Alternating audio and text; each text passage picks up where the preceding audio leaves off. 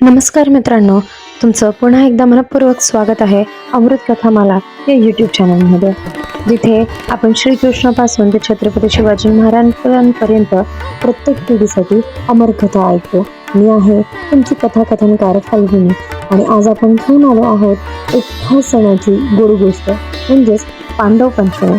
हा दिवस आहे 5 वीर भावांचा, ज्यांनी खूप मोठं धैर्य दाखवलं आणि शेवटी आपला वनवास संपवला.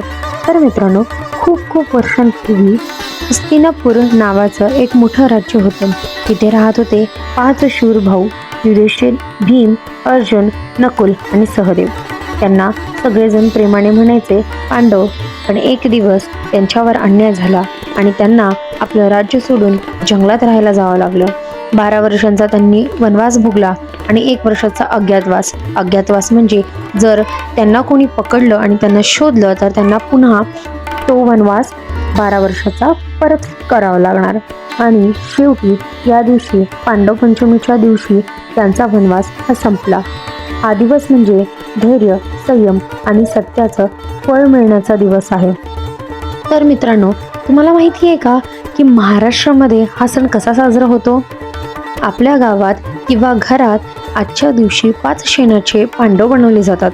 गायीच्या गौऱ्यांपासून लहान 5 पुतळे बनवले जातात. ते म्हणजे 5 पांडव. सगळं घर एकत्र येतं. लहान मुलं रंग लावतात, फुलं घालतात, दिवे लावतात आणि म्हणतात, ही आहे पांडव पंचमी, पांडवांचा सण.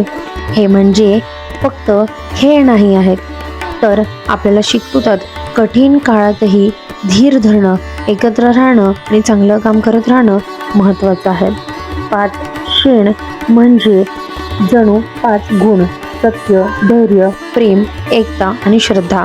जसं पांडवांना हे 5 गुण आपल्या मनात ठेवले, तसंच आपणही या दिवशी ठरवू शकतो, आज मी सत्य बोलणार, आजपासून मी आईला मदत करणार, आज मी कुणालाही चिडवणार नाही.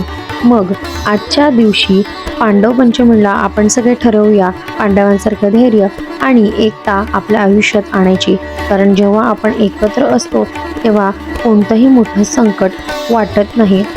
ही होती आजची अमृत कथामालाची खास कथा, पांडव पंचमी, धैर्य आणि एकतेचा सण. पुन्हा भेटूया पुढच्या सुंदर कथेत. तोपर्यंत आनंदी राहा आणि आपल्या मनात नेहमी दिवा लावून ठेवा. जय श्रीकृष्ण.